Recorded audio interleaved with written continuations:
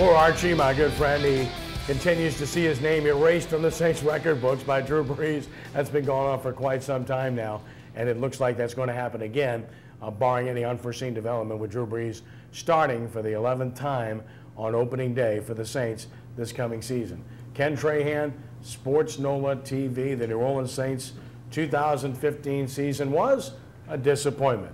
Saints, of course, finishing 7-9 for a third consecutive, not a third consecutive, but the third time in 4 years, and they finished third in the NFC South. Rob Ryan let go as defensive coordinator in the middle of the season after Week 10. Drew Brees led the NFL in passing yards, and of course his 7 touchdown passes against the Giants tied an NFL record. Cam Jordan to a second straight Pro Bowl and led the team in sacks, so he's performing like a #1 pick. So some of the bullet points and I guess highlights of the Saints season, certainly, Brian, there were some others and some players that showed promise. Delvin Breaux obviously is a great story for this team, maybe the story coming out of the year based upon accomplishment and future in terms of what he can do. Stephen Anthony certainly has a chance to be a player for this team. Brandon Cook's development continues. He's a good-looking player with a good future as well. Max Unger played like they hoped he played in the middle. So there were some other good stories about this team despite being 7-9. Absolutely. Willie Snead developing into a good young receiver. Benjamin Watson coming out of nowhere to have really a breakout season for a guy that's in his 12th or 13th year. And then, look, I thought Mark Ingram was headed to a really good year before he was sidelined with the season-ending injury. And you know, I think he was going to break the 1,000-yard mark for the first time. So, you know, there are some positive things to take from that season for sure. Yeah, I mean, I look at the 7-9 record 2 years in a row. That's the thing that I focus on more. You got to get over that hump. I mean, you know, they got some great players, good young players in certain positions and stuff, but that's all over the NFL. That's all over. You can go to Tampa, you can go to Carolina, you can go to Atlanta. All of them got the same great young players. So my thing is the Saints still got to get better. Still too many holes, Brian, right. And we're going to talk about what their biggest need is in our hot seat segment later. Right. But in terms of holes, I mean, you got a lot of dikes to plug there when you're talking about you need a tackle offensively. You could still use another wide receiver. You certainly need another tight end. And defensively, defensive line, you need help across. Linebacker, you still need a lot of help there. Secondary, you could use another corner. You might could use another safety. And look, and don't even talk about kicker. I was going to say, let's not forget that position too. And that's, you're right, Ken. I mean, you know, 7-9 and the way they got there is not. Certainly, no one's pleased with that.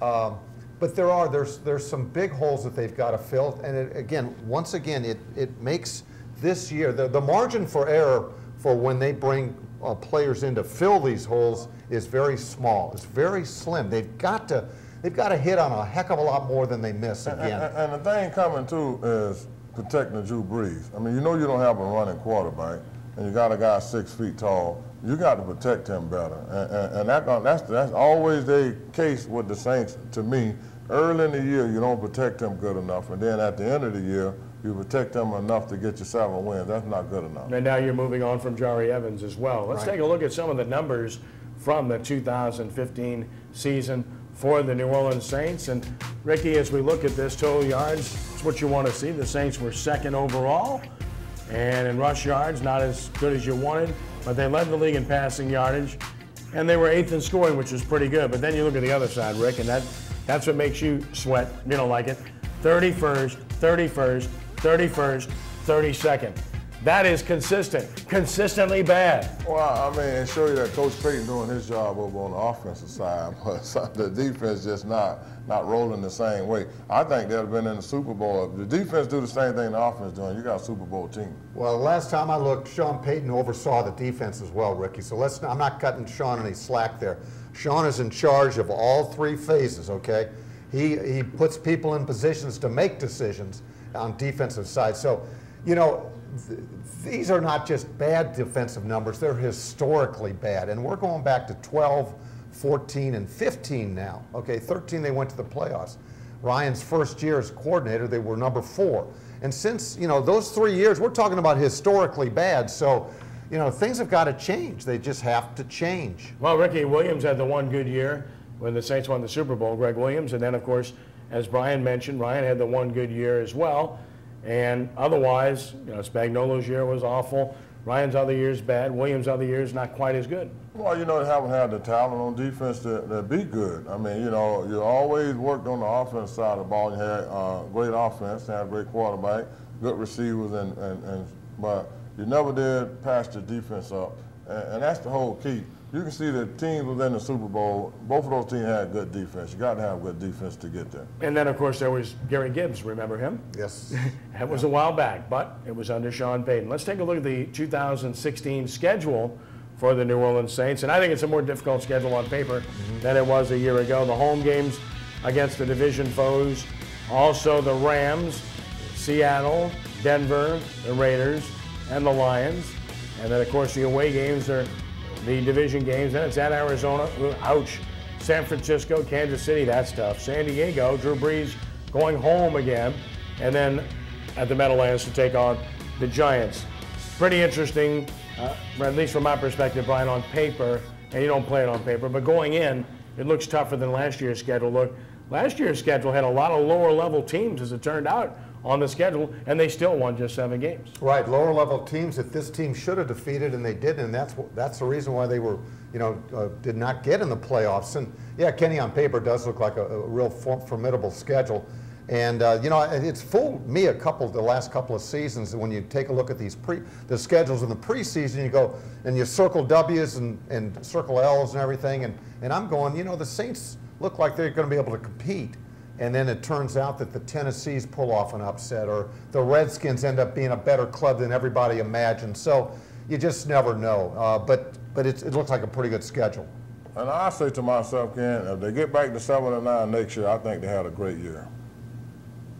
Again? Yeah, next year. I mean, looking at the schedule that they got, they can win 7 games out of that schedule. That'd be a great year. Plus the 8 games. Whoa, you're using the word great. Wow. You can't possibly mean well, great. I mean, I'm just saying, looking at that schedule, they can get 8 games. They can go 8-8. That'll be a great season for them. I wouldn't use great for 8-8 either. No, and I'll tell you what. I use the word great very seldom. And you know what, Ricky? If what you say will play out, that's going to say a lot about where the direction of this franchise needs to go again. Okay, if they go 7-9. I think if they have a winning season, they've had a great season because it's a tougher schedule, right? And that means they will have done something to improve their team, which is still to come because they're not good enough right now to win, in my estimation, based on what they had last year. Speaking of which, let's take a look at how they can get better through the draft, because the draft's coming up for the Saints, and obviously in April they have a chance to improve themselves. Here's the draft order. Tennessee gets the #1 overall pick to try to help Marcus Mariota in building that team. Then the Browns, what a woebegone franchise that is. The Chargers. How about the Dallas Cowboys picking 4th? Jerry Jones, right. And then you look down the list and you find the Saints at number 12 overall. And Brian, it's not an enviable position, but it's not an unenviable position based on guys with high grades. There's at least 15 players with very high grades, and I've studied this a little bit, so you ought to be able to get a very good player. Yeah, if you're looking for defensive help, which I hope they are at 12, they ought to be able to get a player who can come in and contribute. I'm not one of these guys that said they need a difference maker as a rookie right now, because that doesn't happen very often, okay? But you want someone to come in and contribute. And if it's a defensive tackle, which is where a lot of these mock drafts have the Saints picking at 12, then that's great, okay? Find somebody that can play and contribute, stay healthy, get on the field. And I would wish that I can trade that 12 pick and get me 2 good second round and maybe a third rounder. You know what I mean? You need a lot of help. You need a lot of young, good ball players. And just because picking one guy, that don't solve your problem. You need more than one guy. So the Saints need about 6 or 7 guys on defense to come in and be game busters. So they don't, just one guy won't do the job. It's an interesting point because everybody focuses on trading up all the time, but trading down historically has proven to be a pretty good move by most teams because it does create the opportunity for you to turn one player into 2 players or 2 players into 3 players, right? And it makes a big difference. I mean, right now, I'd rather have 3 tough pack dogs running together than just one. Those 3, they're going to make a big difference on the hunt than just one. Mickey Loomis has a history of trading down and making decent, some decent decisions. So that's certainly a possibility at 12. You'll no doubt they'll be entertaining some trade talk come draft day on that. Well, I think it's interesting to see what they choose to do. There are a lot of guys that will be there at 12 that I think are really good players based on what I've seen. And the question remains, and we'll get into it in the hot seat topic, what their greatest need is versus the best player available. I've always subscribed to best player available, but again, you have to weigh the circumstances when they arrive because things change from minute to minute, second to second when you're in that room. Kenny, I'll be interested to see, and it could change the whole dynamic of the top of the first round, is what Tennessee does with that #1 pick. Yeah. Okay, they've got the big quarterback, and there's, you know, they don't need that. Okay, so we'll see what they do with that. I seen the guy who they saying the Saints should pick and stuff, but to me, I seen him play, and I didn't see his motor run all the time. He was a great player, but to me, game in and game out, he took a lot of plays off, and I really didn't see him, you know, helping the Saints as much as they think. Who are you talking about? Which one? The defense lineman for Alabama. Oh, okay, The tackles, the big tackles. I mean, he took a lot of plays off, you know what I mean? You can go get these big guys and stuff, but when they take plays off like I seen, it really don't, you know, excite me. Understood.